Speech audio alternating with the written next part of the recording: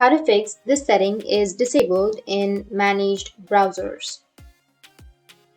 So if you want to fix this setting is disabled on managed browsers, then what you need to do is you just need to simply open up your settings at first, or you can just simply open up your browser at first. After opening your browser, you need to go with the upper right, which has that three dots, and you need to go with settings on your browser. Once you're here, now you need to go with privacy and security. Under privacy and security, you'll have the security section. Just click on security. After that, scroll down, and here you will have use secure DNS option, right? So if this is turned off, then you can just simply go and turn this on.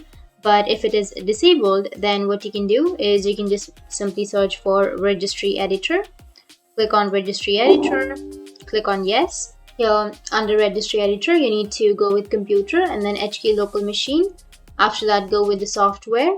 Under software, you need to go with Google, and under Google you will have Chrome. Just simply click on Chrome, and under the Chrome you will have this folder, right? So you just need to simply go with the right side, and here you need to right click on it and then go with delete. But if you're not being able to delete it, or if you don't have this option, then you just need to simply go with the whole Chrome folder or this folder, and you can just simply go and delete that.